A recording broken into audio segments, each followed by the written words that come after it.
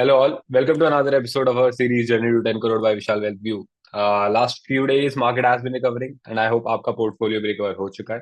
मेरा portfolio has been hovering pretty better than like few weeks ago. So without wasting much time, let's start today's episode because we have a lot of things to discuss. First, I'm going to talk about my portfolio, then we have a subscriber portfolio to review. So let's start.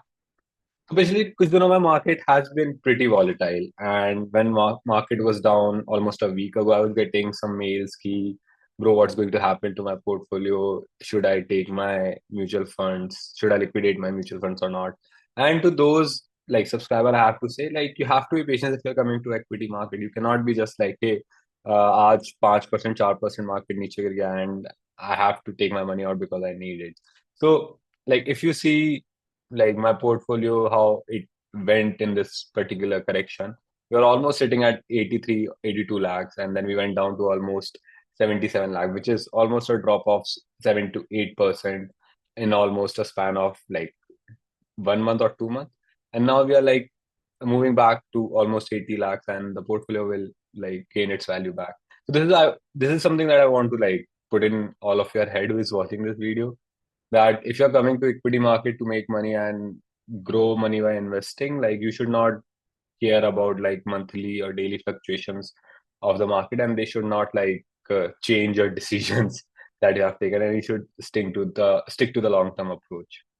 So इस correction में I have been building some positions. My primary position building has been in ICICI Prudential Mutual Fund, which is an ETF, and I have like built some amount of position during this crash when the market corrected, and I'll keep on building position in this. Like I've said this in the like in multiple episodes before. Apart from that, I was also planning to build some amount of positions in fintech reality during the time of correction, but now it is out of that correction phase, so I'm planning to still hold because I already own a decent amount of equity in my portfolio. This is one of my largest position. Apart from that, I have been investing in Nifty Alpha 50 and small cap ETF, which I think has been my standard SIP routes. Time for portfolio roast, guys. This is the portfolio of one of our subscribers, Mr. Anand. Mr. Anand is a 38-year-old male, and he has a spouse, age 34, and they have a baby who is 5 years old. They have a health insurance, they have a life insurance. That means they have like taken care of all the initial liabilities that they need to take care with before they start investing. So that's a good thing. They also owns a home. They have cleared the home loan and the car loan as well. That means the family is in a really good place where they don't have any debt burden on their head, and like the couple can think about like, okay, do they want to when do they want to retire? In the current status, they're earning around 1.3 lakh per month, and that basically extrapolates to 15.6 lakh rupees per annum, and the expenses hover around 9 lakh per annum. Now, the current portfolio of Mr. Nand looks something like this. His total corpus is around 3.5 CR.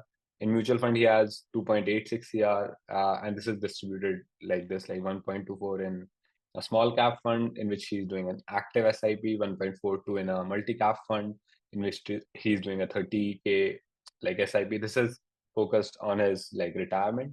And then he has like 20 lakh in a Nifty 50 index, which is for kids' education and marriage. And he's not planning to like add any additional money to it. Then he has some fixed income assets, specifically EPF, PPF, ICICI short-term fund, which is for emergency and for retirement, which I think he's going to get after like he's 55 or 60 after he has retired. After he has retired. So Mr. Anand has two goals. पहला goal उनका है कि he want to retire by 40. That means अगले 2 साल के अंदर Mr. Anand is looking for retirement. And second is, if he's retired, can he take care of his kids' marriage and education? So according to him, like he will need around 8 lakh for marriage in current amount and around 12 lakh for education in current amount. That's his estimate.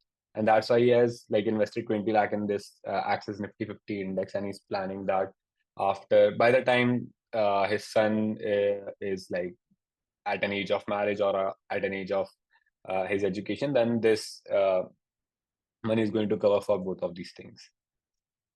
So what is my review on this portfolio? First, let's do some numbers. Like let's do some estimates. Does it make sense? So According to this, like around 2.6 crore of Mr. Anand's portfolio is in small cap and multi cap funds.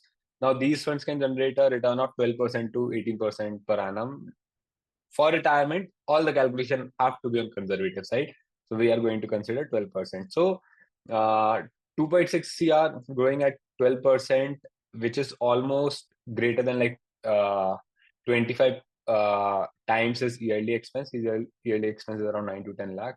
That puts him in a like a good retirement position based on the 4% rule.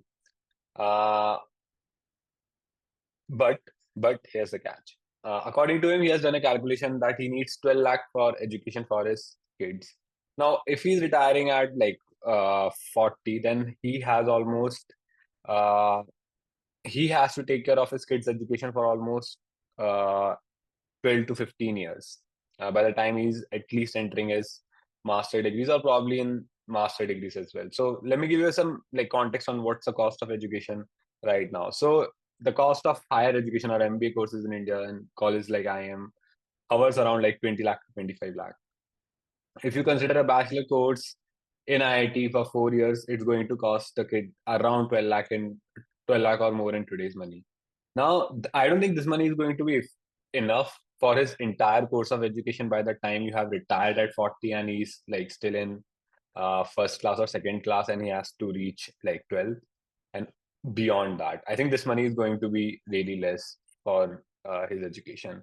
Marriage, I think it's a personal choice. Whatever amount you're thinking in today's term, if you think you want to spend the extrapolated version of it growing at about like 12% in coming years, then I think that's fine. One advice I would give you like is the entire amount you're investing for your kids, for his marriage and for his education. You don't need that money for next like 15 years or 20 years.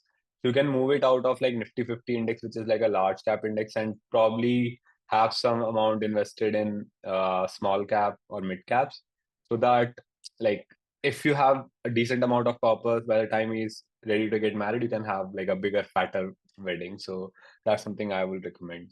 So revisit this entire 12 lakh education concept that you have created in your mind for your kid. I think the cost of education might be a little bit higher based on his dreams and his goals. Right now, he's just like 7, so he has not decided what he wants to do. And based on the career path he wants to like pursue and join, the cost of education can differ like a lot. So I would like you to keep like a open mind before like retiring, because if things do not turn out the way you're thinking according to this calculation, then it can be a problem for you, and you have to like put in a boolean into your like retirement corpus. Second thing is, I think the retirement corpus on the basis of 9 to 10 lakh rupees per month per year expense makes sense right now. However, I would still recommend like building small amount of cushion and taking this up to like 35 or 40 times your yearly expense, and making sure your yearly expense do not like increase drastically as you retire because you're traveling more or your kids need more money basically because they are growing up, because that part of like calculation is completely missed from your like expense like expense assumption right now. So in my opinion, this 9 to 10 lakh expense can go up in future as your kid grows up and his like expenses increases. And as you retire, you might also start taking more like vacations and things like that. But I'm hoping like you're planning to work and earn some money at that time and like take off from a day like 9 to 5 day job. So I think the goods are like this is really close. This portfolio is really close to their fire goal, which is a good thing. Mr. Anand is following goal based investing, which is always a good thing because you can track the goals and the amount that is generated already. The only thing I'll recommend is like build a bigger cushion so that if you have like any emergency in futures, such as medical emergency or any surprises in terms of your kids' education, you're not taken aback and you don't have to dive in into your like retirement corpus. That's like the most important thing. That's it for today's episode, guys. If you like this video, do hit the like button and subscribe to this channel. Happy investing. Bye bye. See you around.